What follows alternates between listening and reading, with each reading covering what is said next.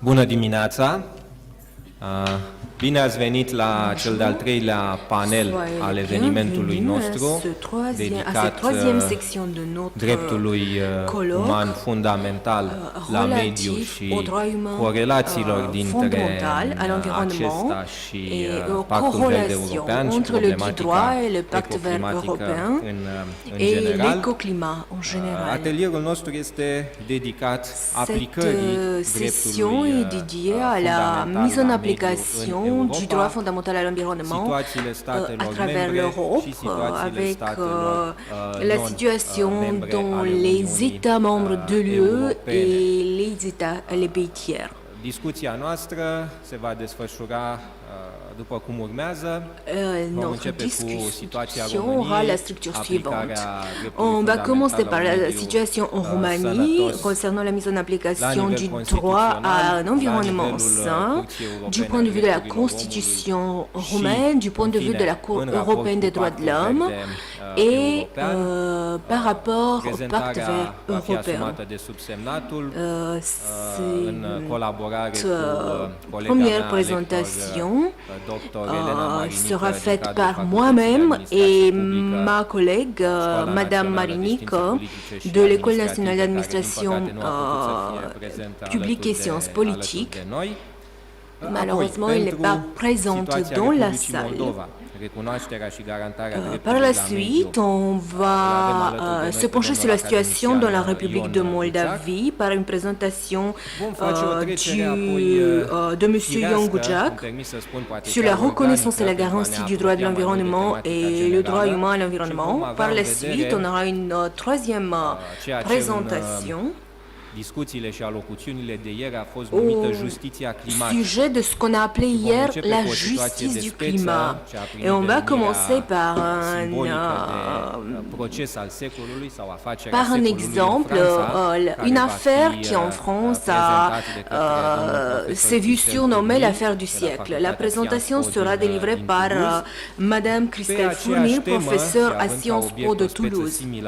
Et au même sujet, à l'aide d'une espèce similaire, cette fois-ci une espèce romaine, présentée par Gabriel Manu, recteur de l'Université écologique de Bucarest.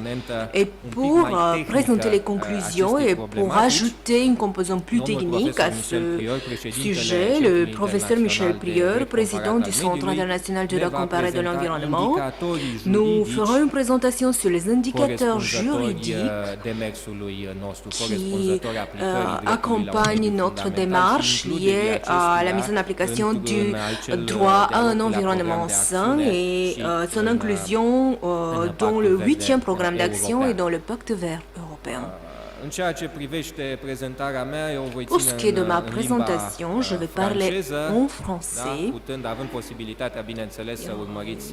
Interprétation simultanée disponible en roumain. Si vous voulez écouter l'interprétation, je vous invite à prendre des écouteurs. Am să încep cu situația din România. Voi face o prezentare generală a recunoașterii acestui drept fundamental referitor la ceea ce prevede Constituția și legislația română. După care voi prezenta pe scurt raportul cu la pratique par ricochet qui a donné naissance à une reconnaissance véritable de ce droit fondamental, et je vais finir par la jurisprudence de la Cour constitutionnelle de la Roumanie, une situation d'espèce bien intéressante qui, même si je me permets de dire indirectement et bien diluée, crée les liaisons nécessaires avec la problématique du pacte vert, avec la problématique du climat, en rapport avec la reconnaissance de ce droit fondamental.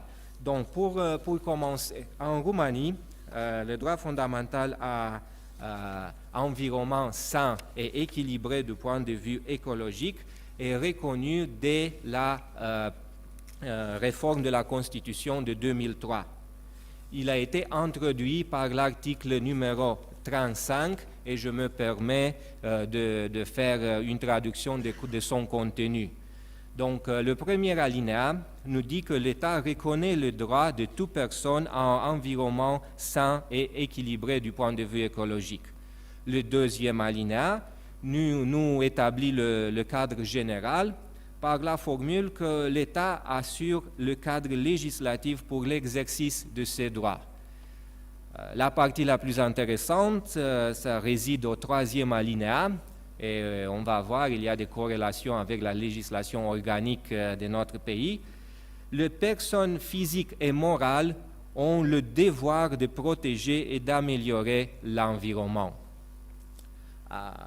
Au même niveau constitutionnel, on a une autre disposition relevant dans ce domaine et relevant par connexion et corroboration avec les dispositions du droit interne.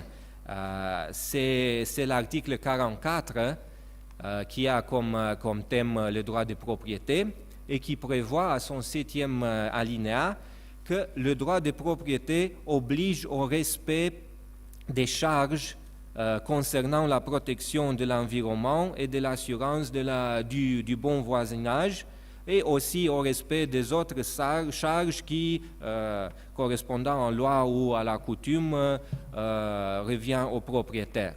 Donc, à ce qui concerne les limitations du droit de propriété, on a la primauté des charges environnementales. À ce qui concerne les dispositions constitutionnelles, bien sûr. Maintenant, quand on descend au niveau de la législation ordinaire, on a deux approches distinctes et j'ose changer un peu la logique législative et j'ose descendre et accéder à la législation spéciale dans le domaine de l'environnement, même si nous avons, et vous allez voir, nous avons une situation bien intéressante corrélée au troisième alinéa de l'article 35 de la Constitution.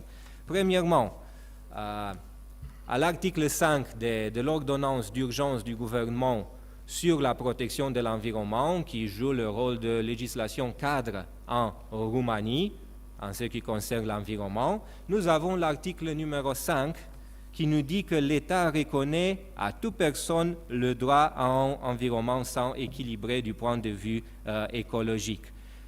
Et la formule que j'espère que vous avez reconnue, la formule constitutionnelle, est complétée par « en garantant à ces buts ». Point A. L'accès à l'information concernant l'environnement avec le respect des conditions de confidentialité prévues dans la législation en vigueur. Point B. L'association dans des organisations pour la protection de l'environnement. Point C. La consultation dans le procès de prise de décision concernant le développement de la politique et législation d'environnement, l'adoption des actes et de règlements dans le domaine, l'élaboration des plans et des programmes. Point D. Le droit de s'adresser directement ou par l'intermédiaire des organisations pour la protection de l'environnement aux autorités administratives et ou judiciaires, selon le cas, dans des problèmes d'environnement. Et finalement, point E, le droit à la réparation du dommage subi. Enfin, le prochain article de la même ordonnance, l'article 6, le premier alinéa, nous dit que la protection de l'environnement constitue l'obligation et la responsabilité des autorités de l'administration publique centrale et locale et aussi de toute personne physique et morale. Donc on voit qu'en corroborer ces dispositions avec le troisième alinéa de l'article 35 de notre Constitution, nous avons premièrement un devoir général dans sa signification de droit public, comme tous les devoirs prévus par la Constitution, mais ici, dans la législation spéciale, nous avons proprement dit des obligations qui s'adressent à tout sujet de droit. Donc, comme j'ose dire, une première conclusion, nous avons déjà un droit qui, formellement, par les dispositions du droit positif, est corrélé avec des obligations et des devoirs de toute personne, tout sujet de droit de Roumanie, personnes physiques, morales, autorités publiques, l'État et tout ça. Enfin, pour invoquer la dernière régulation roumaine relevante à cet égard, on va au Code civil. On va au cadre général de droit civil. Dans certains domaines, bien sûr, c'est considéré comme loi organique. Nous avons l'article 63, les règles concernant la protection de l'environnement et le bon voisinage. Et cet article nous dit que le droit de propriété oblige au respect des charges concernant la protection de l'environnement et l'assurance du bon voisinage, et aussi au respect des autres charges qui, correspondant à la loi ou la coutume, revient au propriétaire. J'espère que vous avez reconnu, c'est une prise directe, mot à mot, de la disposition constitutionnelle corrélée au droit de propriété, et spécialement au droit de propriété privée. Donc, du point de vue formel, du point de vue du droit positif roumain, vous avez vu que la reconnaissance directe dans tel droit est bien mise à point, est claire et, bon, on l'espère efficace, mais pendant ces dernières 20 ou 21 années de l'adoption de cette constitution et ultérieurement de ces législations spécialisées, la jurisprudence, y compris la jurisprudence constitutionnelle, est bien pauvre, est bien réduite, est bien limitée à certains aspects où les juges ordinaires ou les juges constitutionnels ont préféré d'appliquer les principes généraux du droit ou, en dernière instance, des règles du droit bien consolidées, bien consacrées. Ils n'ont pas osé d'accéder l'aspect d'environnement et d'interpréter la norme de droit et l'appliquer en espèces.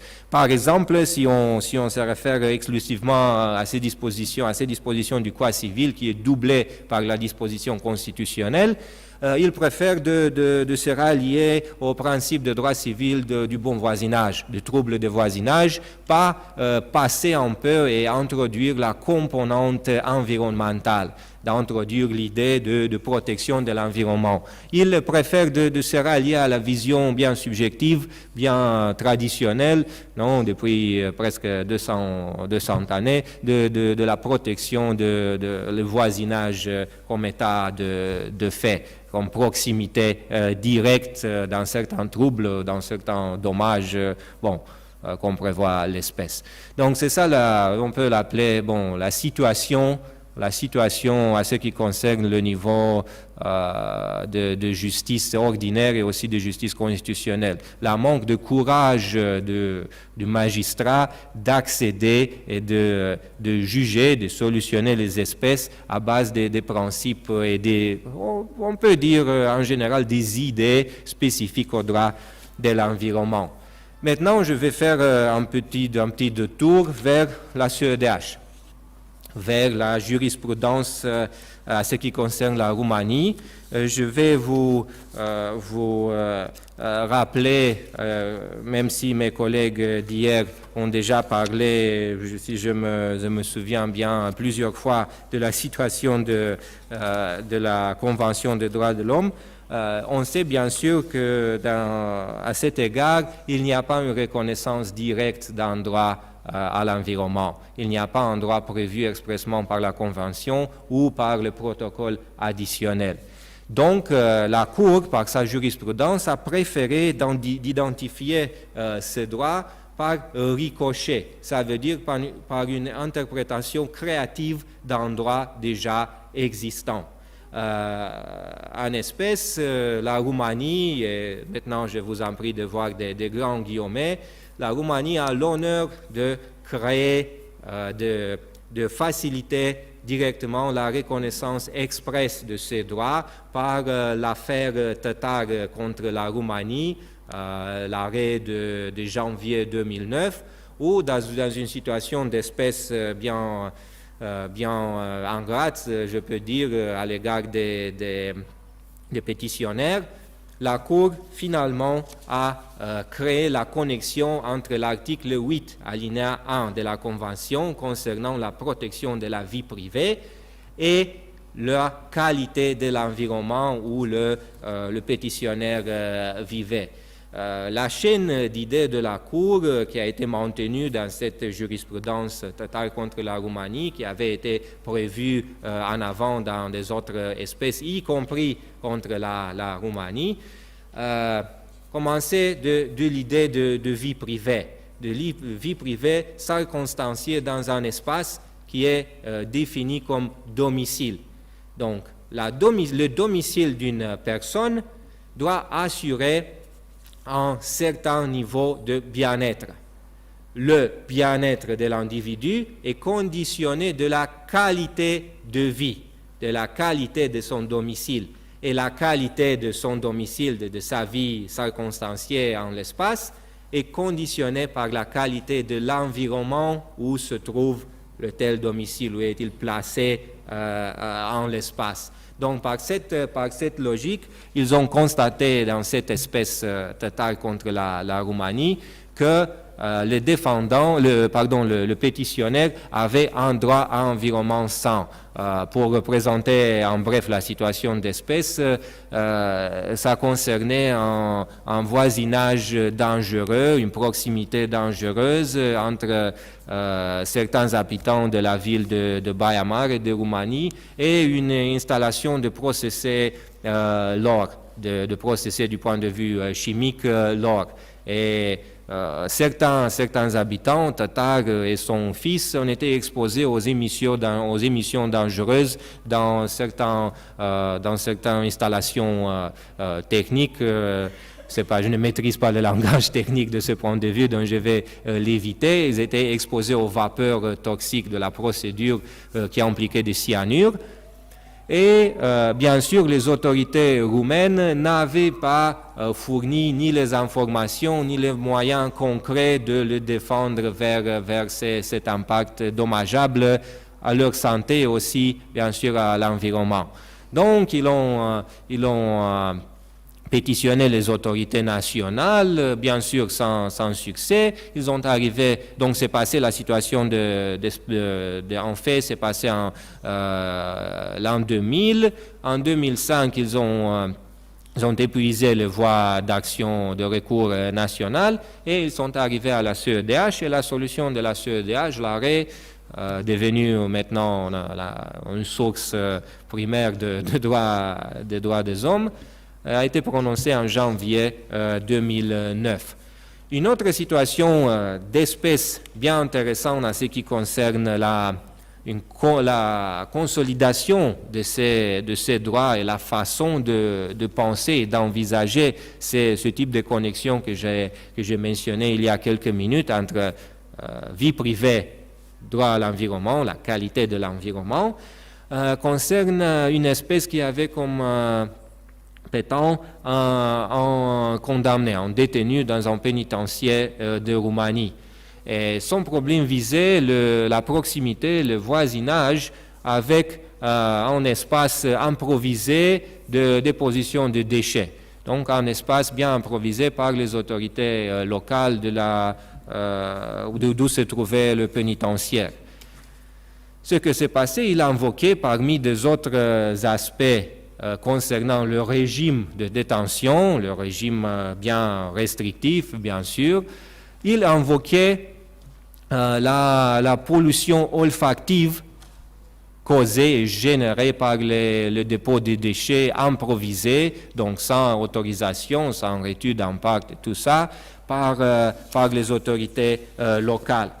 La défense de l'agent gouvernemental roumain était bien simple et, bon, j'ose dire bien correcte à ce point, car il concernait l'idée de domicile. La Convention et la jurisprudence ont créé cette liaison, comme j'ai mentionné il y a quelques minutes, que donc, le domicile d'une personne est l'espace où la vie privée se déroule. Dans l'espèce, l'agent du gouvernement a dit, bon, mais l'espace de détention, le prison, n'est pas le domicile, parce que le pétant, le pétitionnaire est contraint à habiter là pour quelques années, pour une période déterminée par un arrêt de la justice roumaine et pas par sa propre volonté. Mais ce point de vue a été rejeté par la Cour de Strasbourg et ils ont dit mais le domicile c'est l'espace n'important le régime juridique, y compris volontaire ou contre la volonté du pétant, où se déroule sa vie privée sans faire différence entre une période déterminée, non déterminée et autres aspects temporels. Donc ils ont assimilé l'idée de domicile comme est-elle reconnue par la jurisprudence de la CEDH et par la Convention avec le pénitentiaire, l'espace où le pétant avait son siège forcé et heureusement temporaire dans cette espèce. Donc, comme vous voyez, cette reconnaissance du droit fondamental à l'environnement, en ce qui concerne la Roumanie, est mieux développée au niveau international, au niveau de la CEDH, qu'au niveau constitutionnel ou de la justice ordinaire en Roumanie.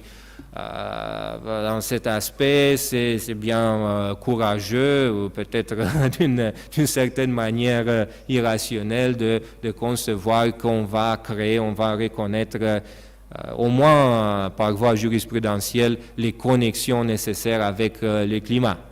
Donc d'étendre les significations comme les participants et l'allocution d'hier ont déjà développé entre ce droit fondamental à l'environnement en général et les aspects ponctuels concernant le climat. Mon collègue, monsieur le recteur Gabriel Manu, va développer ce qui concerne l'arrêt notre version de l'arrêt du siècle, mais vous allez voir l'enthousiasme doit être mis sous contrôle parce que ce n'est pas le cas. Enfin, et pour conclure, je veux mettre à votre attention une situation d'espèce, un arrêt constitutionnel concernant une objection de néconstitutionnalité formulée par un nombre de membres de la Chambre des députés de Roumanie concernant la modification d'un article de l'ordonnance du gouvernement numéro 57 de 2007 concernant le régime des aires naturelles protégées, la conservation des habitats naturels, de la flore et de la faune sauvage. En bref, par cette modification de notre ordonnance de 2007, le Parlement voulait créer un régime plus étendu d'exception à ce qui concerne l'élaboration de l'étude d'impact et les autorisations spéciales pour les activités d'intérêt national et d'intérêt stratégique. En l'espèce, ça concernait les hydrocentrales, la production du courant de l'électricité via des techniques hydro bien modernes. Mais ces statuts d'exception, ils ont dit, ces députés qui ont formulé l'objection, ils ont utilisé une formule bien intéressante, voulaient transformer l'exception, donc les situations bien limitées où la loi prévoyait la possibilité de ne pas élaborer l'étude d'impact et obtenir les autorisations d'environnement nécessaires, ils l'ont transformé en régime de règles, en régime général. Ils ont renversé la logique de l'autorisation d'environnement. Donc, par cet égard et par cette situation d'espèce, notre Cour constitutionnelle s'est prononcée, à mon avis, sur le juste équilibre entre l'intérêt économique, l'intérêt stratégique et de sécurité nationale, comme ils l'ont dit dans les considérants de cette loi de modification de l'ordonnance, et l'intérêt environnemental. Et ils ont soutenu le dernier. Ils se sont prononcés vers l'intérêt environnemental. Et je vais vous lire les articles que la Cour a considérés violés par cette modification. de la législation. Donc, on commence par le principe 17 de la déclaration de Rio de Janeiro concernant l'environnement, parce que les hydrocentrales ont des émissions immenses de gaz à effet de serre, et l'élimination des restrictions législatives sur ce projet générait des gestes, donc venaient à l'opposition les obligations assumées par l'accord de Paris. Ils ont créé cette connexion entre Rio 92, accord de Paris 2015. Ils disent aussi que la loi attaquée viole les articles 11, 191, 194 et 288 du traité sur le fonctionnement de l'Union européenne en ignorant la nécessité de protection de l'environnement et aussi les politiques adéquate pour la réalisation de cet objectif, parce qu'elle propose le fonctionnement des aménagements hydroénergiques, y compris dans les aires protégées.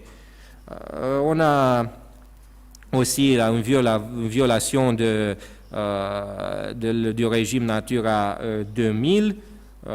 En général, les principes de l'Union européenne est contraire à l'obligation positive de l'État d'assurer la protection de l'environnement, ce que j'ai mentionné au commencement de mon allocution.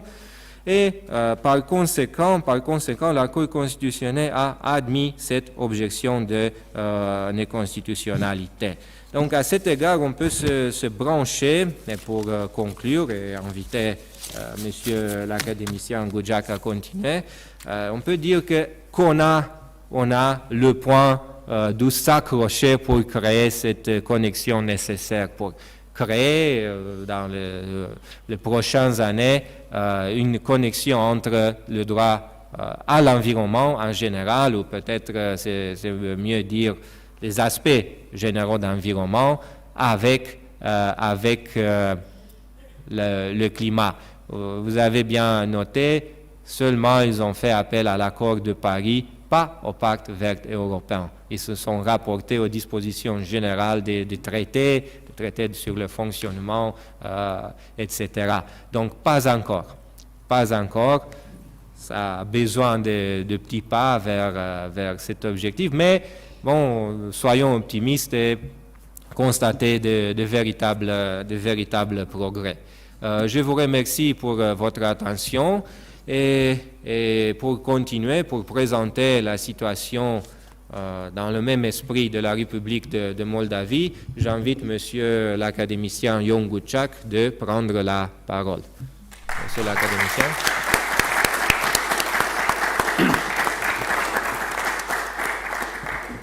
Mulțumesc, domnule președinte, onorat prezidiu, stimate doamne, stimați domni, am urmărit cu atenție, ca și dumneavoastră, discursul prezentat de colegul nostru. Sigur că pe fondalul lucrurilor enunțate, experiența Republicii Moldova în domeniul promovării dreptului la un mediu sănătos este puțin spus, poate mai modestă, dar je vais essayer de vous montrer quelque chose qui sont partiellement connus ou qui seront connus aujourd'hui. Je veux reconnaître que le titre de cette démarche a été recommandé par le professeur Duțu et le poids dans le développement de l'environnement et des droits de l'homme dans l'environnement est incontestable. Je pense que même si la démarche a surtout un caractère descriptif, explicatif, même s'il y a aussi des éléments de prospection, on peut le comprendre si on connaît au moins quelques éléments du passé de la République de Moldavie. Nos collègues qui sont venus ici de l'étranger devrait connaître la visite documentaire qui nous a été faite par nos hôtes hier à l'auberge de Manouk, parce que ce n'était pas par hasard. Au printemps de 1812, ici, dans cette auberge, on a signé le traité de paix entre la Russie et la Turquie et c'était un traité qui n'était pas approprié et très cruel pour la réalité à laquelle on se confronte aujourd'hui. Une partie de la Moldavie qui avait 7400 de plus par ceux qui restaient en Roumanie est passé dans la composance de l'Empire russe. Et dans cette période-là, on a eu la Bessarabie et les Russes ont attribué ce territoire, ce nom-là de Bessarabie. Et après 2 siècles, cette notion de Bessarabie est gardée et si vous voyagez en Roumanie, vous allez voir il ne faut pas oublier que la Bessarabie appartient à la Roumanie et des choses pareilles. On a eu un parcours historique qui n'est pas très heureux, à part la période 1918-1940, lorsque nos prédécesseurs ont eu le courage pour déclarer que la République démocratique de Moldavie, en tant qu'organe représentatif du pays, qui a adopté 2 déclarations historiques, celle du 27 mars 1918 et l'autre du novembre-décembre 1918 sur l'union conditionnée, ensuite inconditionnelle avec le royaume roumain. Mais en 1940, le pacte Ribbentrop-Molotov a fait que ce territoire a dû être cédé encore une fois par la Roumanie aux Russes ou aux Soviétiques. Ils ont fait comme ils ont voulu. Et maintenant, en Roumanie, on a la citadelle de Hotin dont on a parlé hier et la partie du sud, la citadelle blanche, Tatar Bunar et d'autres zones. Et bien sûr, c'était l'étape où la République de Moldavie, sous la forme territoriale actuelle, a appartenu à la Russie et c'était un phénomène qui a marqué le contenu de la législation et le parcours historique de celle-ci. C'est pour ça que pour bien comprendre et pour apprécier la façon d'évolution de cette institution historique en Moldavie, il faut bien connaître quelques éléments et quelques étapes de l'évolution historique de la République de Moldavie. J'ai exposé dans cette introduction qui démontre un peu le contenu de la notion de droit fondamental à un environnement sain. Ceux qui sont présents ici sont des académiciens et connaissent bien sûr les particularités et le statut juridique offert par ce droit aux citoyens. Je vais juste mentionner quelques éléments à caractère général pour discuter ensuite par des particularités en Moldavie. Chez nous, comme dans les autres États et les États membres de l'Union européenne, le droit à un environnement sain, même s'il est considéré comme un droit naturel, dont l'humain devrait se contenter dès sa naissance, aussi comme le droit à la vie, par comparaison à d'autres droits fondamentaux, il a été institutionnalisé un peu plus tard et il a fait partie de la 3e génération des droits de l'homme. Même si on doit comprendre que l'apparition de ce droit-là comme droit de l'homme est justifié parce que si on fait appel à la création du contenu législatif et on passe à la construction du droit, on comprend que la constitutionnalisation de ce droit-là ne peut pas se produire sans tenir compte de la nature de la configuration du droit dans une société humaine, et la reconnaissance d'un droit devrait signifier qu'il existe et la personne peut disposer de l'attitude de faire ou de s'abstenir à quelques actions. Malheureusement, dans la science et dans la pratique, ce droit est compris même aujourd'hui est interprété de manière différente et on a la conséquence d'un manque de pratique dans la législation pour appliquer le droit de l'environnement dans certains pays. Et je parle ici de mon pays, de la République de Moldavie que je représente ici. Si on regarde l'histoire, du point de vue chronologique, on reconnaît que ce droit-là a été constitutionnalisé pour la première fois en Espagne, qui en 1978, dans sa constitution, à l'article 45, donne le droit à toute personne de disposer et de se contenter d'un environnement propice au développement de sa personnalité. Certainement, on parle ici des années 80 du siècle passé, et ce phénomène-là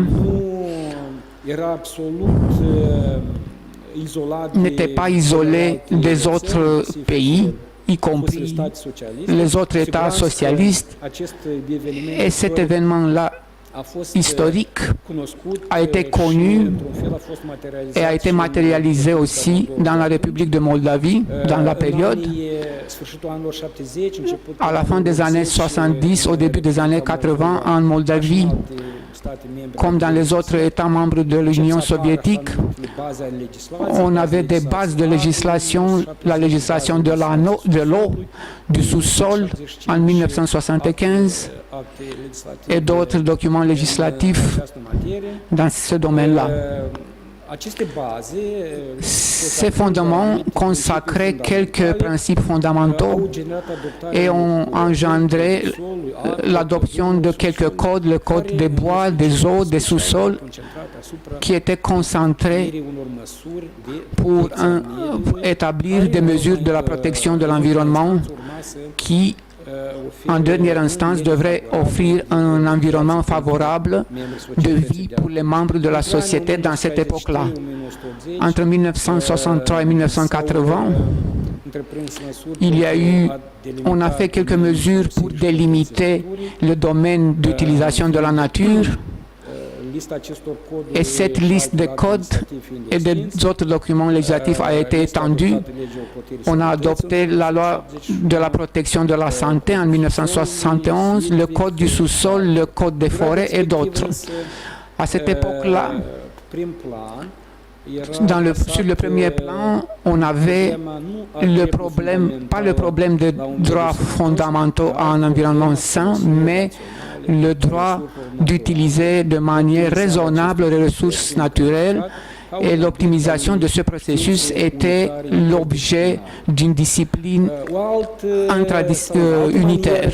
Une autre manière d'approche de cette situation ne pouvait pas apparaître parce que c'était la position officielle de l'État dans cette période-là. Je peux nommer ici un document adopté par le Soviet suprême de la République socialiste moldave dans cette époque-là, qui reconnaissait que la protection de la nature, l'exploitation raisonnable de ces ressources est l'une des principales tâches de l'État. dans la vision de cet organisme, la protection de la nature et l'utilisation raisonnable des ressources naturelles, et aussi les décisions du parti et du gouvernement dans ce problème-là ne sont pas bien faites et ne sont pas bien appliquées. On avait des décisions communes par l'organe central du Parti communiste et le gouvernement, le soviet des ministres, le parti contrôlait tout le processus normatif et par une autre décision adoptée par ces deux organismes-là, on ne sait pas aujourd'hui comment un parti politique peut adopter un acte normatif avec une autorité publique. Mais dans cet arrêt-là, dans cette décision-là, les autorités de la République de Moldavie, les organes d'État étaient obligés de cultiver de manière persistante dans chaque citoyen un sens de responsabilité et une bonne attitude par rapport à la nature, d'impliquer à une échelle large la population pour la restauration des ressources naturelles, pour avoir une attitude léniniste par rapport à la nature. Ça vient de Lénine, bien sûr, cette personnalité historique qui a été mise dans les classiques, parmi les classiques du marxisme et du léninisme. C'est une période spécifique dans les États socialistes parce que dans cette époque-là, les responsabilités des citoyens étaient plus importantes que les droits. C'est pour ça qu'on ne parlait pas d'un droit à l'environnement, mais les citoyens étaient obligés à faire des mesures de protection de l'environnement. Mais dans la même période, on a eu la loi pour la protection et la préservation de la faune et les animaux, dans la vision des autorités, représentaient l'une des principales composantes de la pays. Pas le droit de l'homme à un environnement, mais la faune était une partie très importante des ressources naturelles du pays. Entre-temps, il y a eu quelques modifications au niveau des États européens et j'ai montré l'exemple de l'Espagne où on avait ce droit-là en 1978, en Moldavie, suite au fait qu'au niveau de l'Union, en 1977, on a adopté une autre constitution qui a consacré sur le plan national la construction du socialisme développé. On a adopté aussi la constitution de la République socialiste moldave et parmi d'autres droits fondamentaux, cette constitution consacrait le droit à la protection de la santé qui était assurée par des mesures d'assainissement et mesures de préservation de l'environnement. C'était la première position consacrée dans la loi fondamentale où on avait de la place pour promouvoir ensuite le droit fondamental à un environnement sain. Mais malheureusement, à cette époque-là, le droit environnement était une partie du droit à la santé et c'était loin pour se développer de manière autonome. Les chercheurs dans cette période-là, et je me rappelle bien les professeurs qui ont enseigné à la faculté, j'ai étudié entre 1984 et 1989 et en tant que titulaire à la discipline qui ne s'appelait pas protection de l'environnement, j'ai eu un professeur qui venait du Saint-Pétersbourg, qui était exilé en Moldavie parce qu'il avait une position de dissidence et c'était très différent par rapport à la politique officielle de l'État. Et il nous a montré les priorités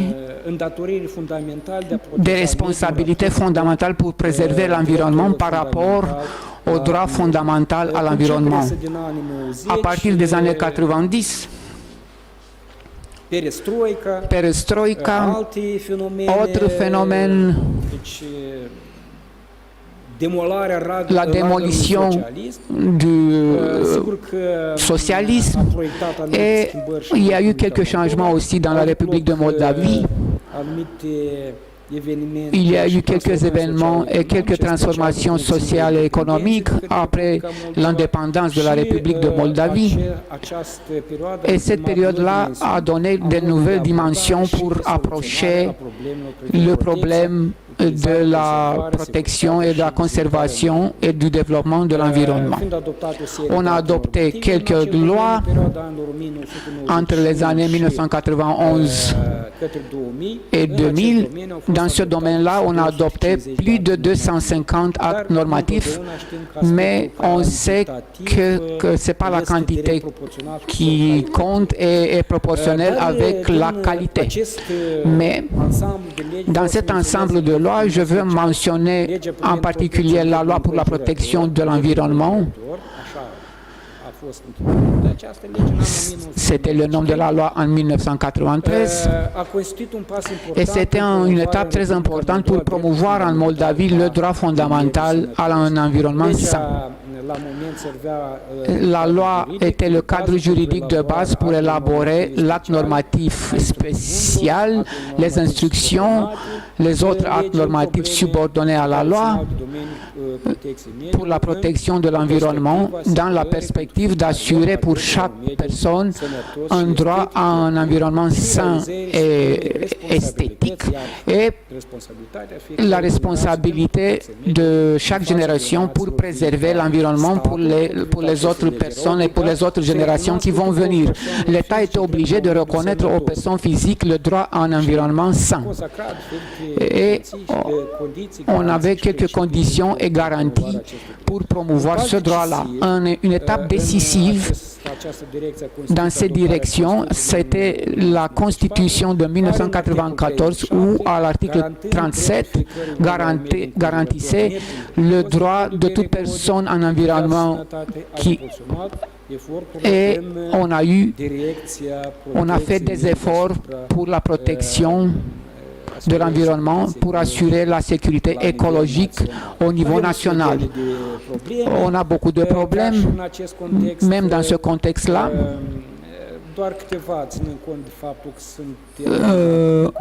Nous sommes contraints par le temps et on apporte attention suffisante à la doctrine. On a un manque d'attention de la part des autorités nationales qui, par définition, devraient attirer l'attention sur quelques aspects en réalisant ce droit-là. J'ai fait quelques rapports par les droits dont l'avocat du peuple qui doivent être faits par l'avocat du peuple. On ne retrouve pas le droit à un environnement sain, même si on a beaucoup de problèmes avec lesquels la population se confronte, y compris la qualité de l'eau. La communauté scientifique, et je remarquais ça hier, la communauté scientifique devrait être le moteur et la force motrice pour créer des conditions pour ce droit-là. Et je veux promouvoir dans la doctrine le concept d'un État éco-humain, promouvoir l'État éco-humain au niveau de la doctrine et au niveau législatif. C'est un des remèdes possibles dans une certaine perspective qui pourrait changer vers le mieux la situation en Moldavie pour créer des garanties sûres pour promouvoir le droit à un environnement sain. Nous voulons coopérer et nous voulons faire des échanges et on veut utiliser l'expérience de nos collègues des autres pays. Et dans ce contexte-là, je conclue ici, je vous remercie et je suis prêt à discuter s'il y a quelques questions qui peuvent apparaître. Je vous remercie. Vă mulțumim și noi, domnule academician, pentru această prețioasă contribuție. Într-adevăr, punerea în temă și contextualizarea situației pe care ați realizat-o ne ajută să înțelegem mult mai bine și să percepem evoluțiile și transformările pe care le-a suferit acest domeniu de-a lungul timpului, inclusiv aceste perspective foarte y compris ces interesante perspectives qui sont pe care ni le-ați particulièrement prezentat intéressantes acum et dont vous venez de nous parler en fin de votre intervention. Encore une fois, merci. Je vais donner la parole à Monsieur Christelle Cournil de la Faculté des Sciences, à Madame Christelle, pardon, je m'excuse, Cournil de Sciences Po Toulouse, juriste pour l'affaire du siècle, pour nous présenter cet degré d'évolution, de transformation des aspects que nous avons déjà discutés vers une nouvelle approche, vers une nouvelle perspective judiciaire et législative de ces droits humains fondamentaux. Vous avez la parole. Merci, merci pour l'invitation. Alors, je souhaitais partager un PowerPoint, mais je n'ai pas l'autorisation. Si c'est possible, du coup, de me donner l'autorisation de partager, ce sera plus visuel pour vous de m'écouter avec ce diaporama.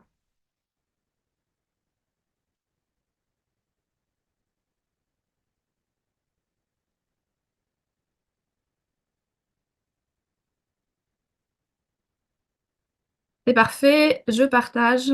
Normalement, vous devriez voir ma présentation. C'est bon pour vous? Parfait.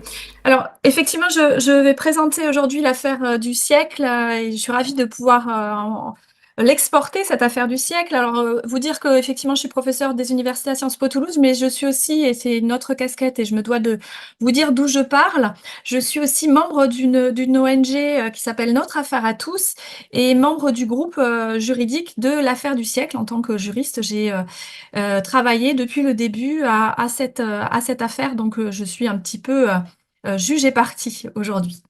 Alors peut-être avant de parler de cette affaire emblématique française, je voulais recadrer dans une sorte de typologie des procès climatiques menés en France, l'affaire du siècle. Elle s'inscrit dans un panorama assez dense finalement de procès ou d'affaires qui ont été rendues sur les questions climat. Alors il y a eu dans les années 2007, 2008, 2010 des questions qui ont été posées au Conseil constitutionnel sur des aspects assez techniques, taxe carbone, transposition du mécanisme ETS ou les problématiques d'attribution de quotas. Mais on va voir véritablement les contentieux climatiques émerger à partir de 2018 avec finalement les deux ordres de juridiction saisis, à la fois la juridiction administrative et judiciaire, avec d'abord effectivement l'affaire du siècle et une autre affaire, l'affaire Grande-Synthe, qui démarre même un petit peu avant l'affaire du siècle. Alors l'affaire Grande-Synthe, c'est un élu, un ancien maire d'une ville qui est donc au nord de la France et est menacé de submersion marine, qui a fait un recours en inaction climatique également. Donc ces deux affaires vont se rejoindre sur un point essentiel, puisqu'elles vont demander finalement que le juge administratif exerce un contrôle de la trajectoire climatique de l'État français. Et de façon concomitante, on va voir aussi des collectivités territoriales et des associations se tourner vers du judiciaire pour aller demander à vérifier la nature des plans de vigilance et notamment des aspects liés à la vigilance climatique des carbon majors et notamment de l'entreprise Total Energy. On a également des procès contre le greenwashing climatique, des procès contre des projets locaux qualifiés de climaticides, des grands projets inutiles.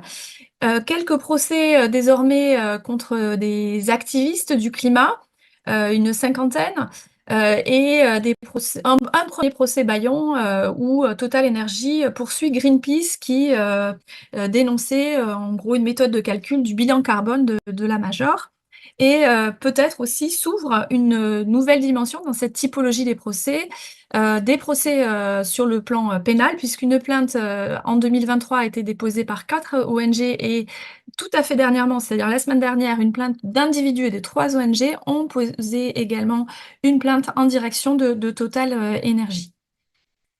Donc, l'affaire du siècle, vous l'avez compris, c'est le procès systémique lancé et stratégique lancé par, à l'époque, donc 4 ONG, notre affaire à tous, Greenpeace, Oxfam et FNH, qui vont, en pleine crise des Gilets jaunes, avoir l'idée d'initier un grand procès en responsabilité, en plein contentieux devant le tribunal administratif de Paris, avec l'idée évidemment de poursuivre ce qui est déjà à l'œuvre en Europe avec l'affaire belge et surtout l'affaire Urgenda qui s'est soldée par un succès. Et donc en 2018, en décembre 2018, une demande préalable indemnitaire est déposée qui va lier le contentieux. Et c'est concrètement une lettre qui est envoyée au ministre responsable, notamment au ministre de l'Environnement. Et cette demande préalable va être doublée d'une campagne médiatique très, très importante avec un soutien à signature à ce recours en responsabilité.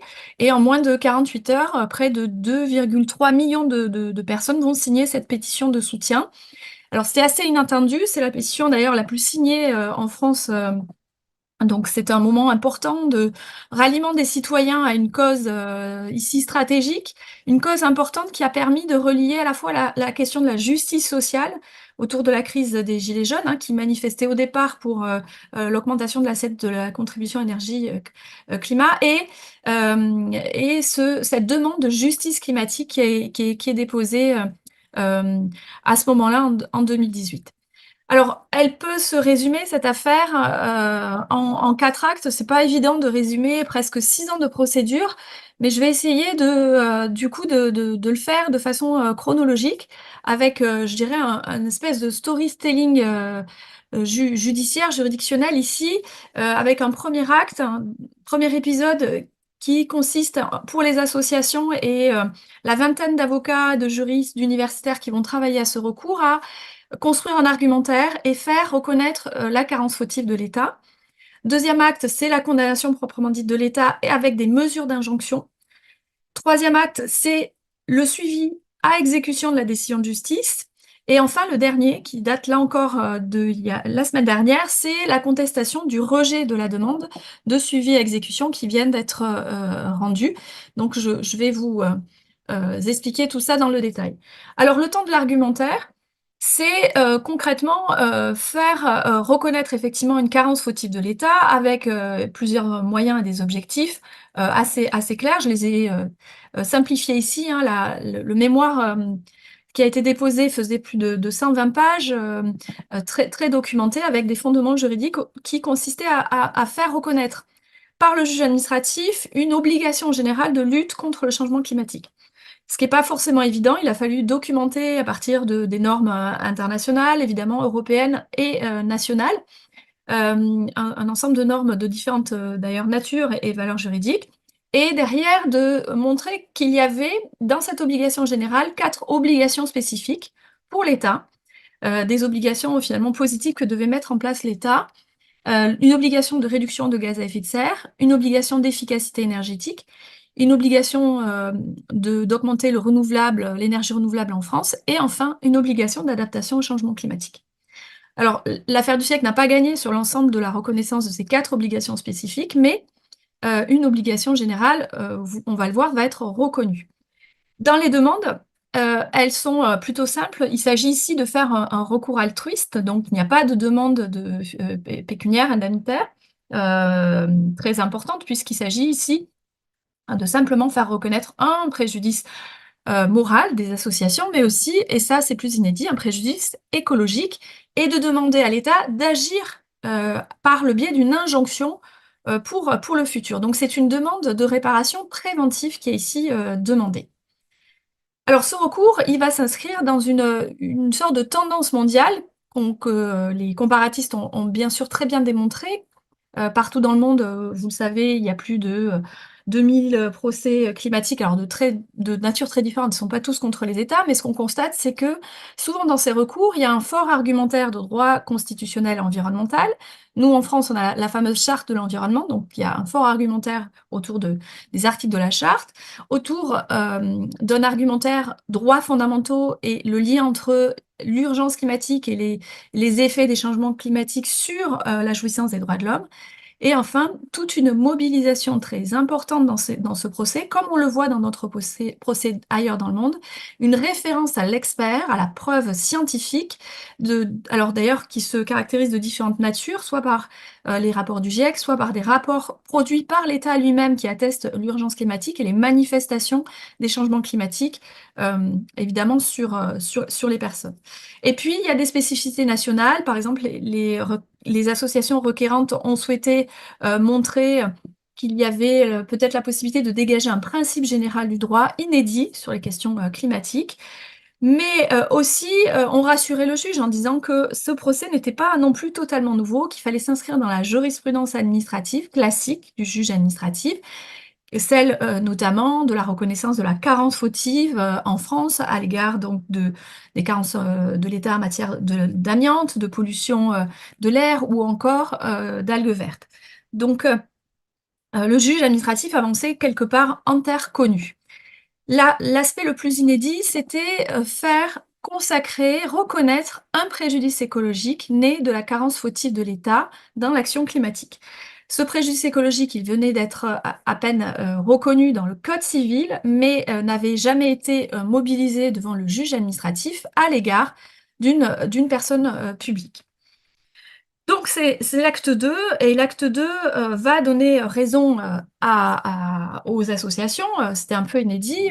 Pas grand monde, y compris dans la doctrine, avait misé sur une condamnation de l'État au départ, hein, quand ce recours avait été déposé. D'abord, on avait estimé que ce recours ne passerait pas le seuil de la recevabilité, bien au contraire. Les associations requérantes vont obtenir pas mal de choses, alors pas l'entièreté des demandes évidemment. D'abord, une obligation générale de lutte climatique contraignante va être obtenue grâce à une mobilisation d'une interprétation, l'invocation interprétative notamment de l'accord de Paris, du Code de l'environnement, du Code de l'énergie. Obligation générale qui va d'ailleurs servir sans doute dans d'autres contentieux en matière climat, c'est acté. Et une reconnaissance donc, de la condamnation de l'État pour inaction climatique avec la caractérisation de la faute, qui va être aussi reconnue, cette carence en tout cas fautive, dans l'affaire Grande-Synthe. La réparation du préjudice moral et des associations va être également retenue avec l'obtention d'1 euro. Et la reconnaissance d'un dommage écologique en matière climatique, qui est ici acté, capitalisant un petit peu ce qui est inscrit dans le Code civil, ici devant les juridictions administratives. Donc c'est un vrai plus, même si sur le plan de la réparation indemnitaire du préjudice écologique, le juge administratif ne répond pas favorablement, puisque la demande forfaitaire d'1 euro n'a pas été obtenue, mais ce n'était pas l'objectif des associations, puisque l'objectif des associations, c'était finalement d'obtenir une injonction à agir réparatrice pour le futur. Et cette injonction, le juge administratif va se donner du temps pour l'attribuer et va donc donner quelques mois, va se donner quelques mois de réflexion, puisque cette première décision est une décision d'avant dire droit, avant donc un second jugement en octobre 2021 qui va rentrer finalement dans le nerf là, de la réparation, puisque le juge va enjoindre à l'État de réparer les conséquences de sa carence en matière de lutte contre les changements climatiques, et ça c'est très inédit. Alors pour ce faire, il va avoir une lecture assez arithmétique du préjudice écologique. Il va estimer que l'inaction de l'État va générer des surplus d'émissions de gaz à effet de serre qui vont entraîner le dépassement du plafond des émissions de gaz à effet de serre fixé par le premier budget carbone que s'est fixé l'État français. Et ce dépassement va être évalué à la louche à 15 mégatonnes d'équivalent CO2. Et ces 15 mégatonnes vont caractériser finalement le préjudice écologique, et le juge administratif va estimer qu'il faut le réparer. et qu'il va falloir donc, non seulement pour le réparer, adopter des mesures propres à faire cesser ce préjudice écologique, mais aussi en mettre en œuvre dans un délai très court toute mesure finalement pour éviter l'aggravation des dommages qui ont été constatés par ce préjudice écologique. Et ce préjudice écologique doit être finalement compensé, nous dit le juge administratif, avec la fixation donc d'un calendrier au 31 décembre 2022.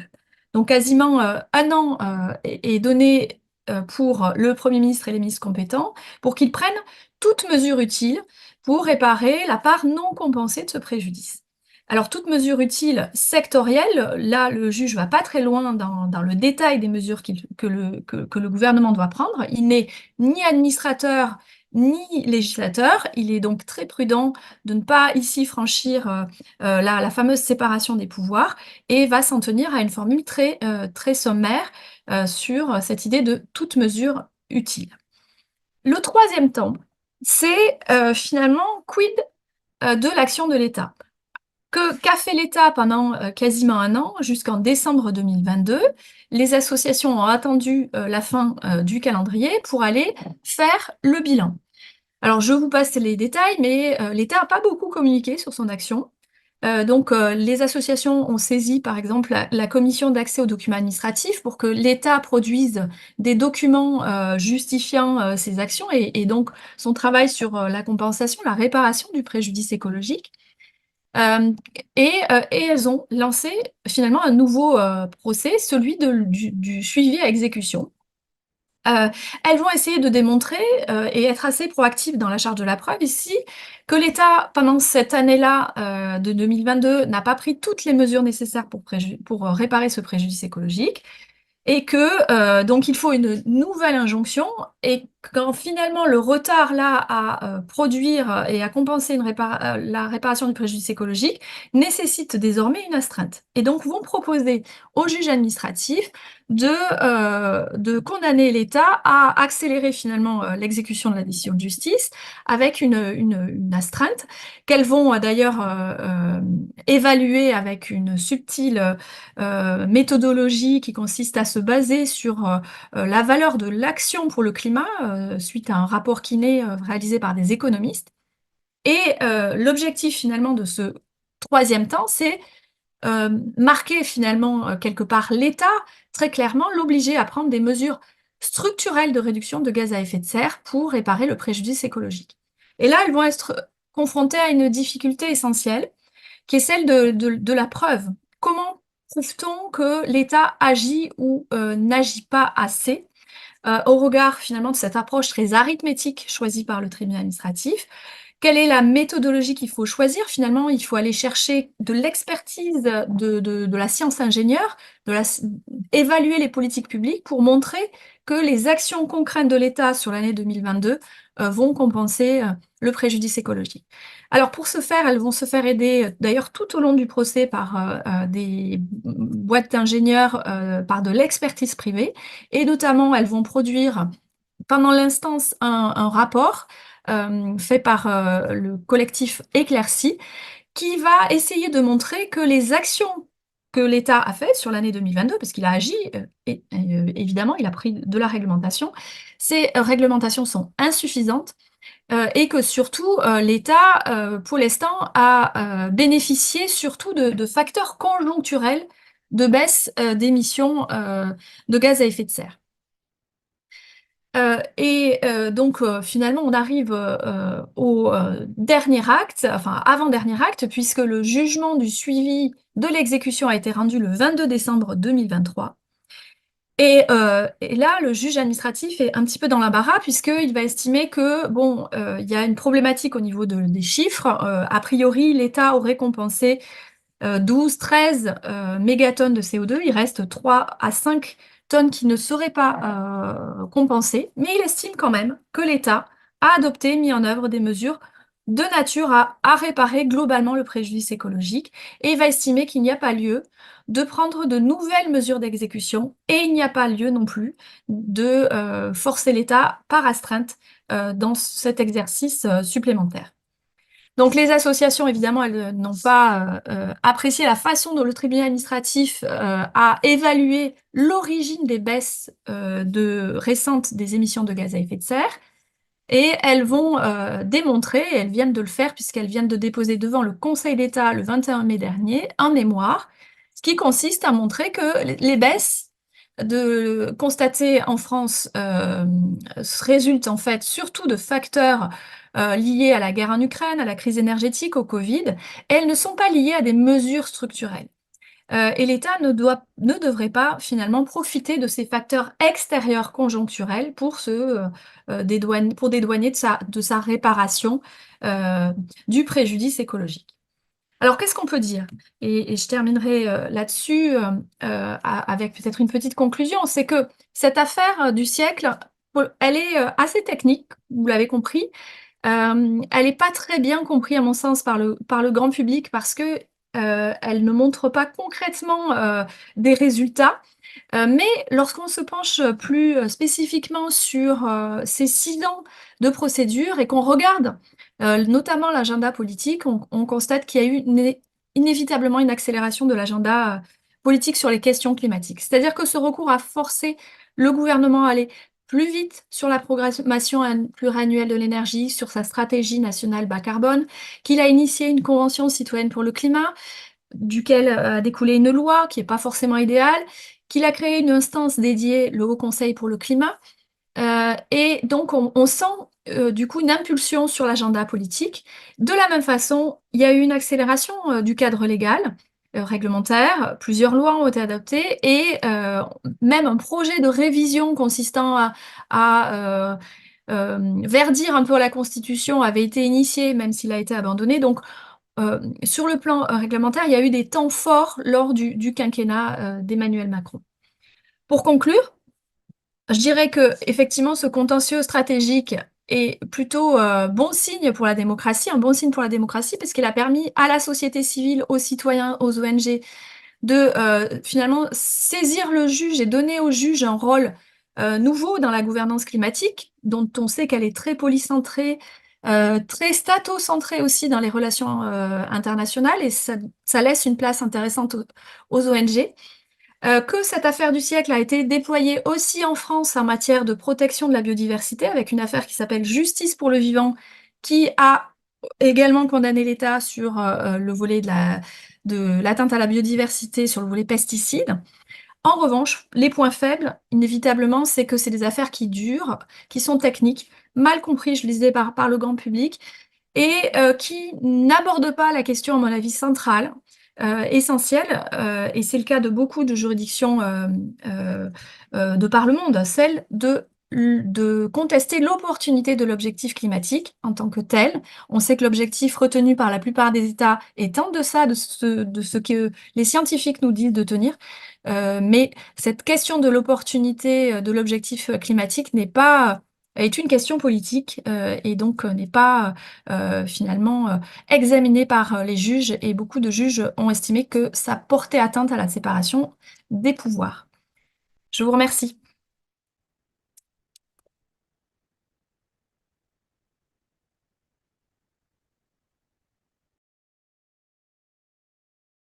Qu'apprécier les efforts significatifs de notre affaire là, à tous et ses collaborateurs à cet égard. Et je veux en bref souligner les contributions substantielles qu'ils ont fait par voie jurisprudentielle, même au droit matériel de l'environnement, du point de vue théorique, du point de vue de l'évolution naturelle de ce domaine vers tous ces aspects qu'ils ont présentés par la forme d'un recours juridictionnel. Et aussi, comme vous avez bien constaté, ces efforts se sont déjà ou au moins sont en train de se manifester par des changements, ou même qui sait, des réformes législatives, au moins dans la France et dans les autres pays européens qui suivent leur modèle, au moins dans le domaine du droit de l'environnement. Donc, encore une fois, nos félicitations et nos remerciements. Pour continuer, Pentru a continua, schimbat pe limba română, îl invit pe domnul profesor Gabriel Manu, rectorul Universității Ecologice, să ne prezinte o situație similară, și aici este în măsura dumnealui să ne spună echivalentă cu cele prezentate de colega noastră din Franța. Domnule rector, aveți cuvântul. Vous avez la parole. Mulțumesc, domnule Je profesor. vous remercie. Înainte de toate, Avant tout, vreau să salut je veux saluer la présence à l'Université écologique de Bucarest distinșilor invitați. des invités prestigieux. Sunt personalități Ce sont des personnalités et des experts dans le domaine ce face obiectul qui dezbaterii fait l'objet de astăzi. de notre débat d'aujourd'hui. Organizarea conferinței L'organisation de la conférence est le résultat de notre engagement pour développer l'activité didactique et de recherche dans l'un des domaines qui nous définit, la transition climatique, et une modalité de réaliser les objectifs d'internationaliser l'activité de l'Université écologique de Bucarest. Je remercie aussi à mes collègues pour leur implication dans l'organisation de la conférence. En ce qui concerne le thème proposé, il se réfère au processus pour le climat en Roumanie, et oui, en réalité, en vérité, on désire mettre en miroir le déroulement de ce processus climatique en Roumanie par rapport à l'expérience française intitulée l'affaire du siècle. Je voudrais, dès le début, de faire quelques mentions.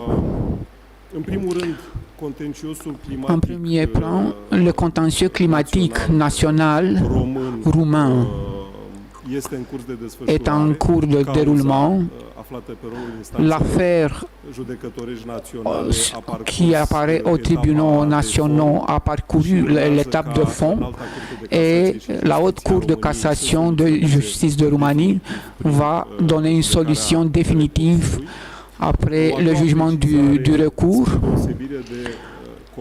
Une autre mention par rapport à la collègue française qui nous a présenté antérieurement. Moi personnellement et l'université, nous n'avons pas été impliqués dans cette démarche. C'est une démarche assumée par une association et quelques personnes physiques sans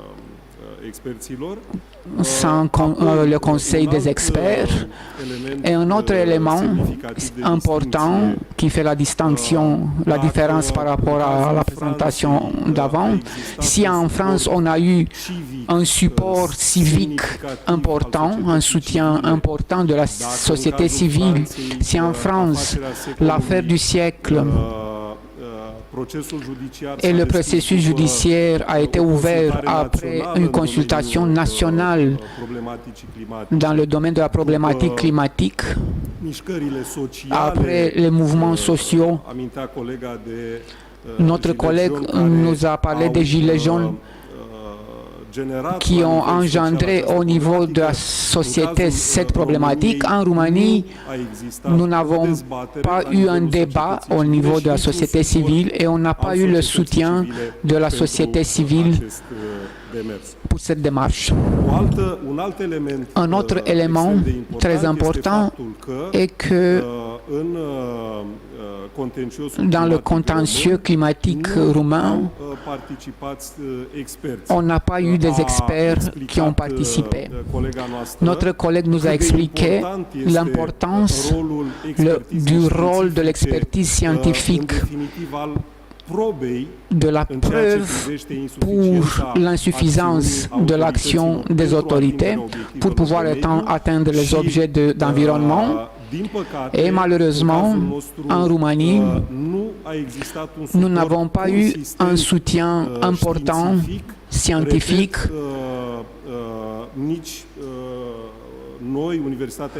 Même nous, l'Université écologique, en tant qu'experts dans ce domaine, nous n'avons pas été invités pour les consultations. La problématique du changement climatique a obligé la société civile dernièrement au niveau global de recourir à la voie de la justice pour défendre les droits à la vie et à l'environnement.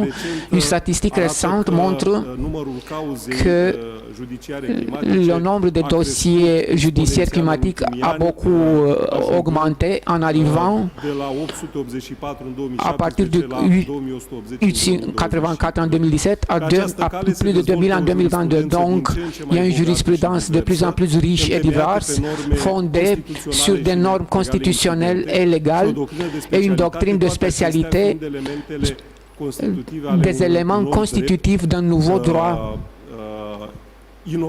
innovateur du climat. Pour approcher cet domaine, il faut avoir de l'innovation dans un effort inédit pour faire face aux exigences. Je vais essayer de faire une synthèse d'une part les prétentions des partis dans le contentieux climatique roumain et la solution du tribunal. Je vais essayer de tirer quelques conclusions. Par la réclamation faite,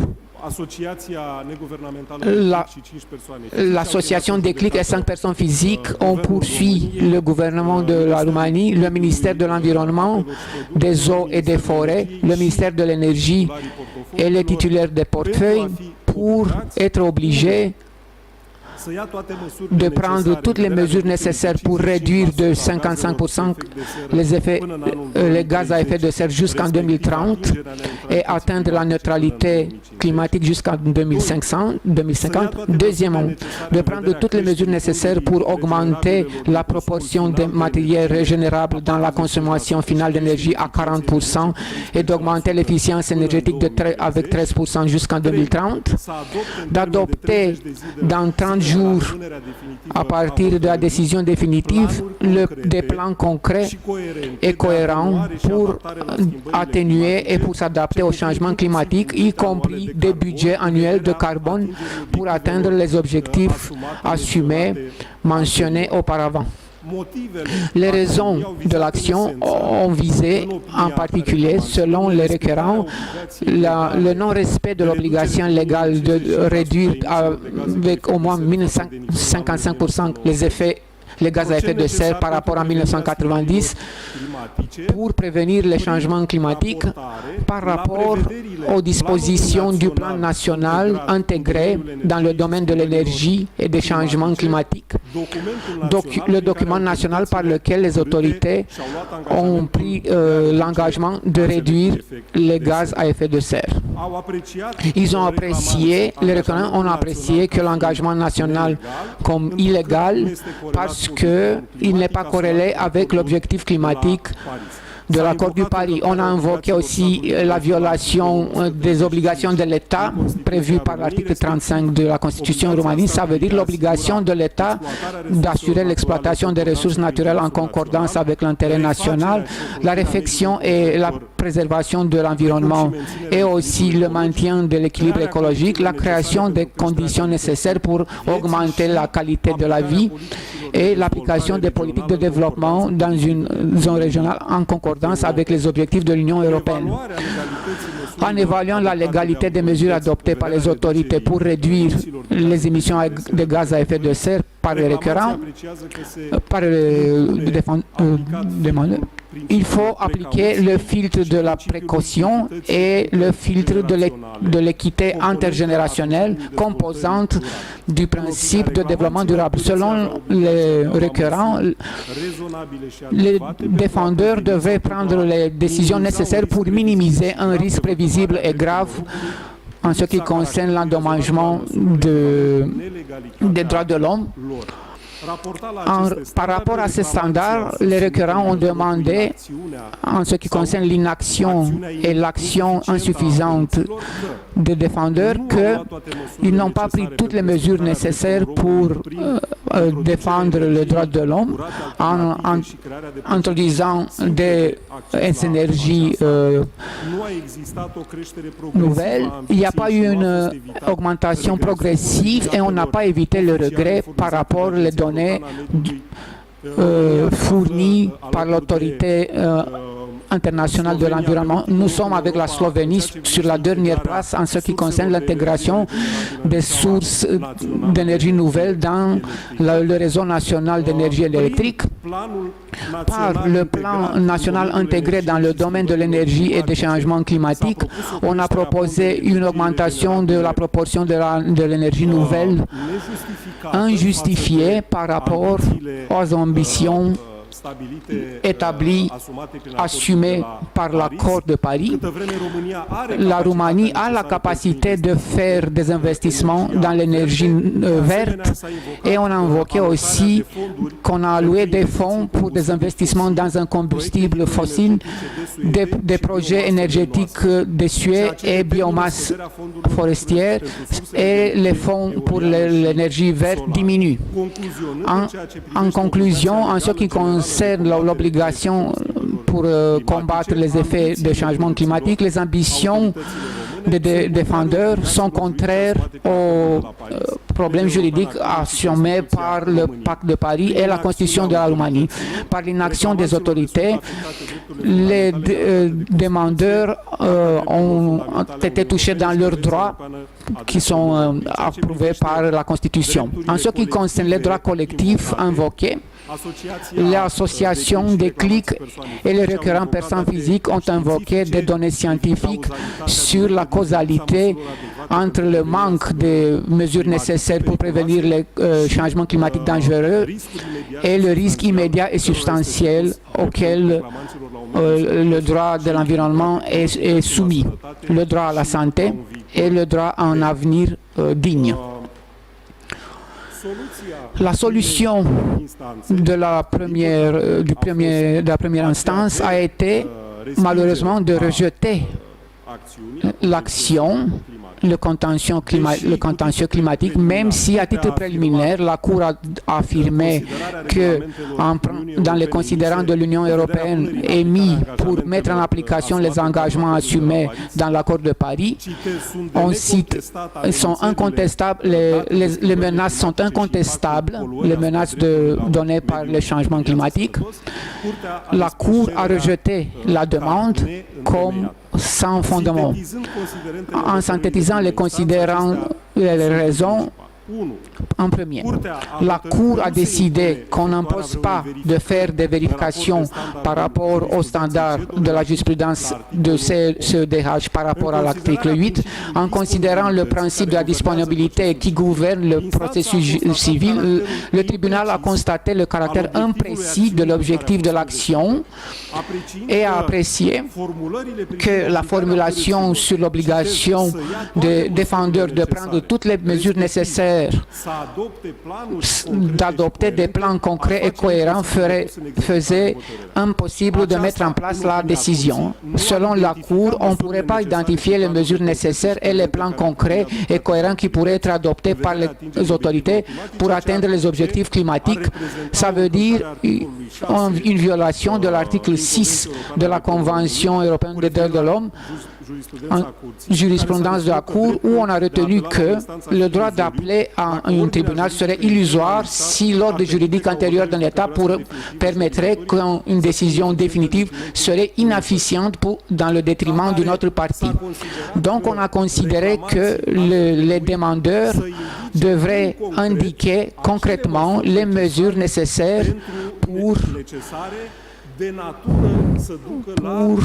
arriver à la réalisation des objectifs assumés par l'accord de Paris. Même le tribunal, de manière contradictoire et paradoxale, dans la motivation, a dit que ce n'était pas possible parce que c'était vraiment l'objectif du contentieux climatique d'adopter les mesures adéquate. Deuxième considérant concerne la modalité, comment le tribunal a analysé la conduite des autorités nationales pour la climatique. Et ils ont dit qu'on ne peut pas discuter d'un désintérêt manifeste des autorités parce qu'on a adopté une législation nationale pour atteindre les objectifs climatiques dans les changements climatiques, une stratégie pour les forêts, une stratégie pour un développement durable et ainsi de suite. De manière évidente, même si on considère que l'argument couvre l'hypothèse de l'inaction des autorités, ne couvre pas l'argument de l'insuffisance de l'action, y compris des mesures dans le domaine climatique. Ensuite, on a invoqué l'incidence du principe de subsidiarité à partir des traits transfrontaliers des changements climatiques et c'était nécessaire d'avoir une action coordonnée à l'Union européenne pour la Cour retient que pour réaliser la neutralité jusqu'en 2100 ne peut pas être accomplie de manière satisfaisante par les États membres. Vu ses effets, on peut pas l'accomplir, on peut l'accomplir au niveau de l'Union qui peut adopter des mesures en conformité avec le principe de la subsidiarité tel qu'il est prévu dans l'article 5 de l'article de l'Union européenne.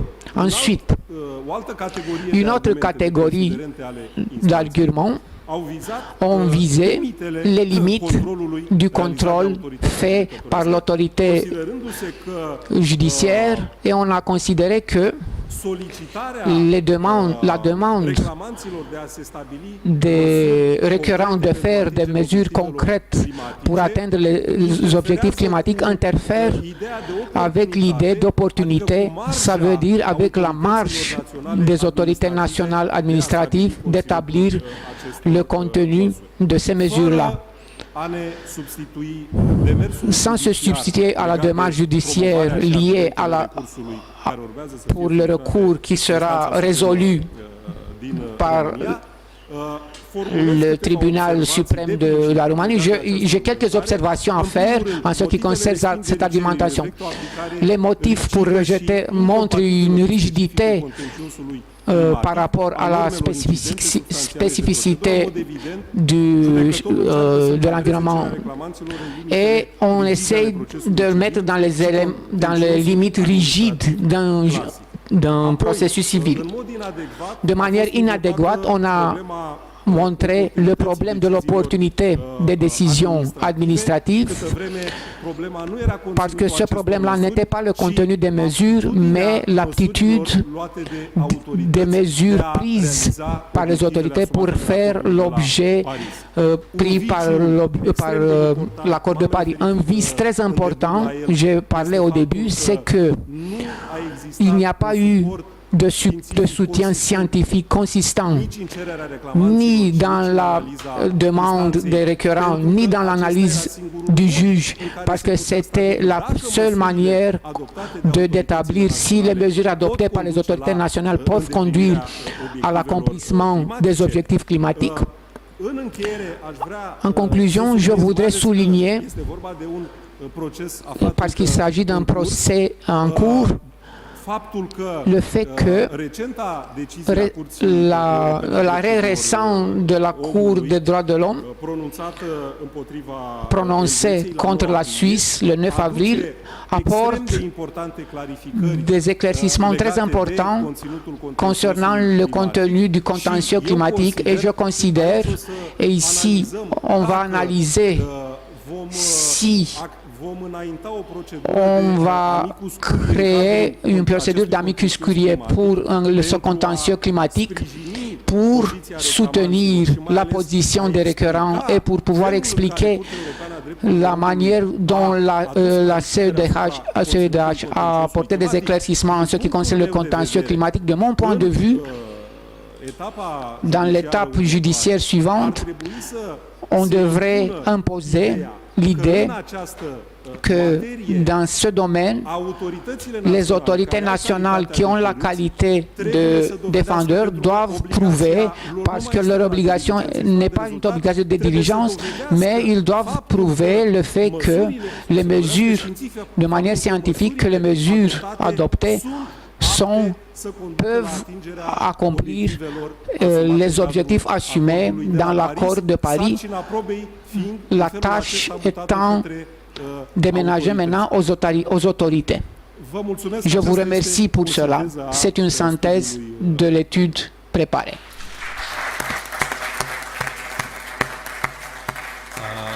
Vă mulțumim și noi, domnule profesor. Într-adevăr, după cum ați putut observa, En effet, tout comme vous avez pu le voir, la complexité des problèmes qu'on a discutés ne connaît pas de différence en fonction de la juridiction ou de l'état de référence. Je voudrais vous aider deux de mes conclusions très brièvement. Première conclusion, une sorte de constance jusqu'à l'identité quand il s'agit de la réaction des autorités.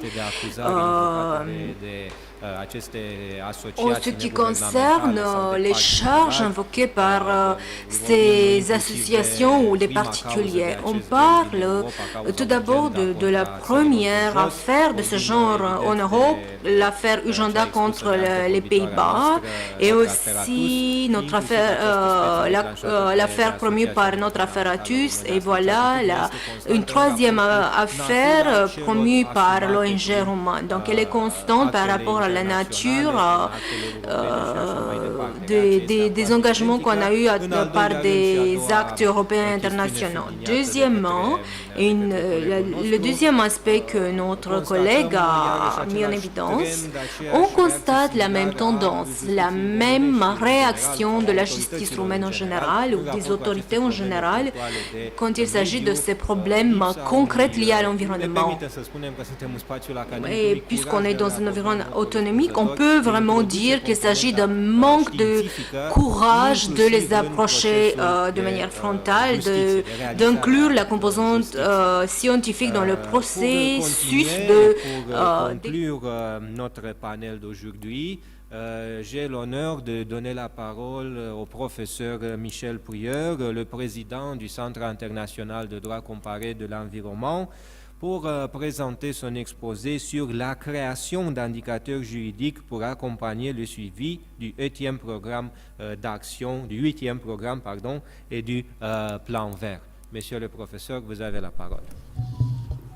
Merci beaucoup. Alors pour terminer cette matinée, on vient de voir l'importance devant les juridictions de l'expertise scientifique et le rôle qu'elle a joué de façon très manifeste dans l'affaire du siècle et les plus grandes difficultés rencontrées en Roumanie pour recueillir cette expertise scientifique. Mais à côté de l'expertise scientifique, il est nécessaire aussi de disposer d'une expertise juridique.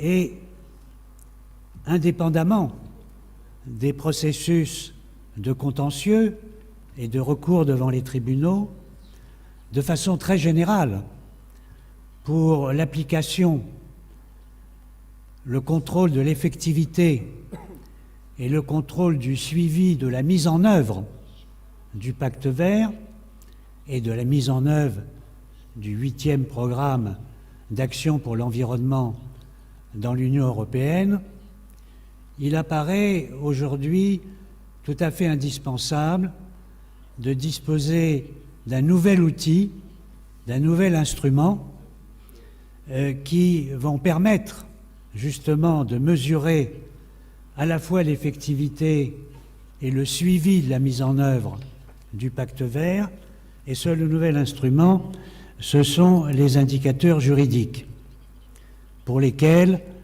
le Centre international de droit comparé de l'environnement, depuis environ 5 ou 6 années, a promu une action à la fois de développement d'une méthodologie adaptée pour disposer de ces indicateurs juridiques et parallèlement à développer une campagne d'information et de diffusion pour mobiliser et sensibiliser non seulement les États, mais aussi la société civile à la nécessité d'introduire ce nouvel instrument. Alors, l'idée d'effectivité des mesures juridiques, elle n'est pas nouvelle. Le principe 11 de la déclaration de Rio déclare « Les États doivent promulguer des lois efficaces sur l'environnement ». Mais il faut bien comprendre que, à l'époque, le mot « efficace » est dans le sens même de la déclaration de Rio, a en réalité une double signification. C'est d'une part, il faut que les règles juridiques aient un résultat favorable à l'environnement pour améliorer l'environnement, c'est ce qu'on peut appeler l'efficacité du droit, mais qu'en même temps et parallèlement, la mesure juridique doit être appliquée de façon correcte tout au long du processus complexe d'application du droit. Et cette application correcte du processus d'application du droit, c'est ce qu'on appelle l'effectivité du droit. Et donc l'efficacité, c'est-à-dire le résultat obtenu par la loi ou par le pacte vert, l'efficacité, le résultat est conditionné par l'effectivité, c'est-à-dire par le processus de mise en œuvre. Alors comment se fait et comment peut se faire l'évaluation du 8e programme d'action de 2022 et du pacte vert? Alors elle se fait avec traditionnellement des indicateurs de résultats. On va mesurer le résultat du pacte vert avec des indicateurs scientifiques et statistiques qui vont mesurer l'efficacité du pacte vert avec des données scientifiques, statistiques, économiques. Il va y avoir aussi les rapports des États.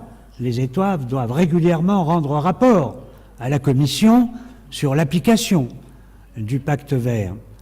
Le Parlement européen demande aussi des rapports. L'Agence européenne de l'environnement fait aussi des évaluations sur l'application du pacte vert. Et puis le réseau IMPEL, le réseau des responsables administratifs de la mise en œuvre du droit de l'environnement, ce réseau aussi fait des évaluations sur l'application des instruments de l'Union européenne. Mais aucun indicateur, jusqu'à aujourd'hui, ne mesure l'application du droit. Et donc, on est absolument dans le vide, on ignore totalement la contribution du droit à l'amélioration ou à la détérioration de l'environnement.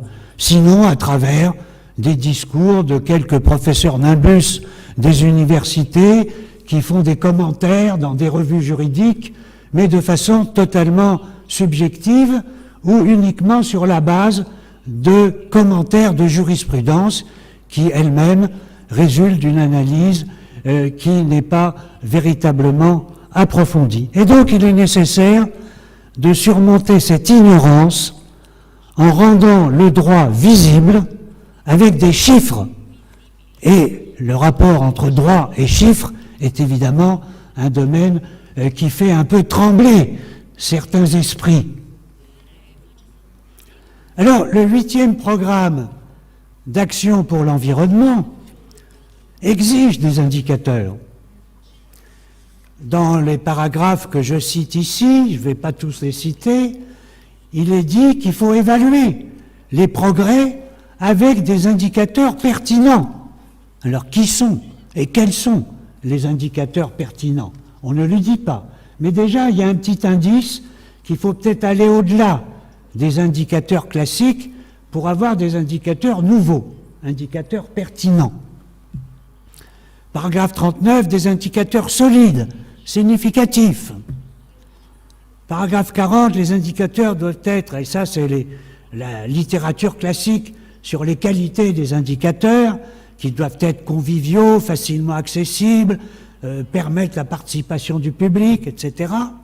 Et puis, l'article 3 du programme d'action, il faut garantir la mise en œuvre effective, et c'est le mot effective qu'il y a, du droit de l'environnement, la mise en œuvre effective. Et donc, article 3.2, combler les lacunes dans les ensembles d'indicateurs pertinents. Ah ah, il y aurait des lacunes dans les indicateurs existants. C'est reconnu par le programme d'action pour l'environnement.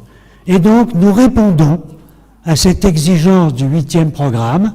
Notre proposition, c'est de combler les lacunes des indicateurs pertinents.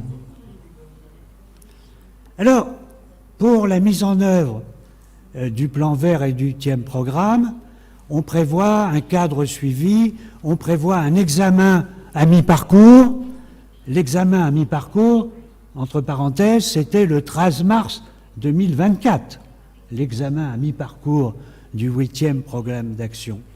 Et donc, il y a eu des rapports sur les progrès accomplis au niveau de l'Union européenne, à la fois par rapport aux objectifs de développement durable et par rapport au programme d'action pour l'environnement.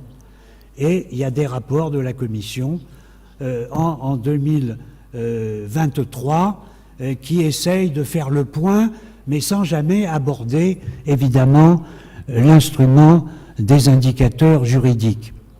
Alors, un schéma pour concrétiser les indicateurs juridiques, vous avez la loi, le traité, le programme d'action, etc. Ensuite, l'effectivité, c'est toutes les étapes juridiques pour mettre en œuvre la loi, le traité ou les textes de l'Union européenne. Ça, c'est l'effectivité. Et puis après, au-delà, en dehors, le résultat scientifique, le résultat environnemental, c'est l'efficacité. Mais c'est différent de l'effectivité. Alors pourquoi faut-il des indicateurs juridiques d'effectivité? Eh bien, c'est pour permettre que les décideurs politiques aient un outil qui leur facilite le suivi de la mise en œuvre. Et pourquoi? Pour faciliter les réformes, pour s'adapter aux lacunes.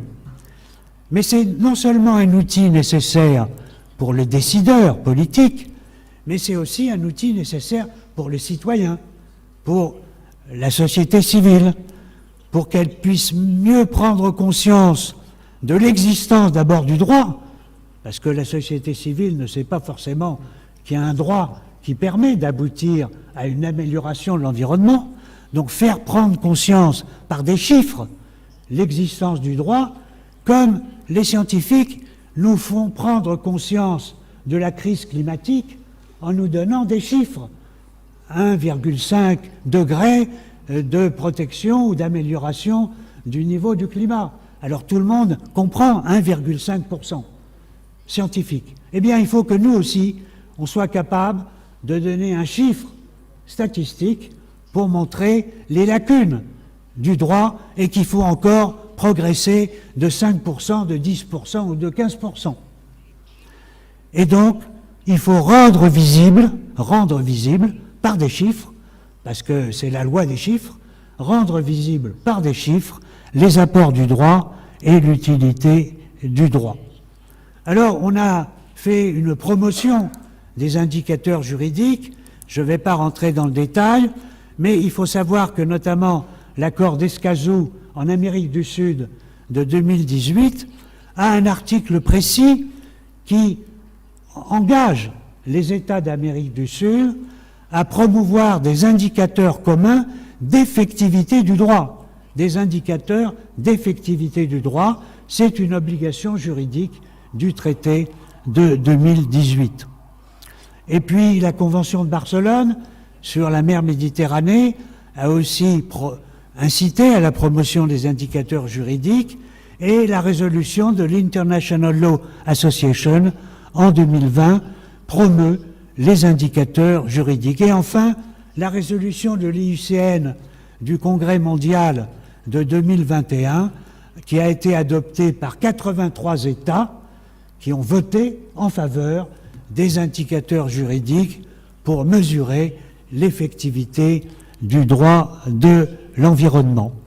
Alors, il y a une publication du Programme des Nations Unies pour l'environnement, la revue Perspectives, en anglais, numéro 40 de 2021, qui développe les argumentaires en anglais sur les indicateurs juridiques. Il y a le livre que le CDCE a publié, Mesurer l'effectivité du droit de l'environnement, qui existe en anglais, en français et en espagnol. Et puis la dernière parution d'un numéro de la revue de l'IUCN en décembre 2023, Mesurer l'efficacité du droit de l'environnement à travers des indicateurs juridiques. C'est le numéro 91 de Environmental Policy, la revue de l'IUCN. Je vous remercie.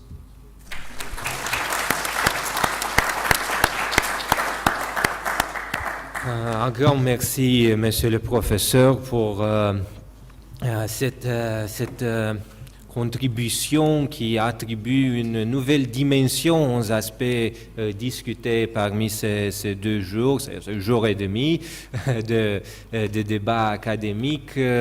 Bon, en concret, il y a des aspects, il y a des facteurs qui doivent être pris en compte, y compris par les autorités, y compris par les académiques, mais y compris par la société civile à ce qui concerne la nature bien différente et bien spécifique du droit de l'environnement, la nature quantifiable de ces effets, de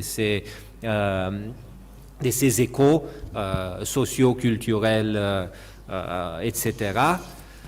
Je ne fais que conclure à ce moment-ci parce qu'on est bien sûr en retard, ce délai académique qui est presque naturel dans ce type d'événements. Je veux remercier à tous les participants de ce panel et aussi nos illustres invités.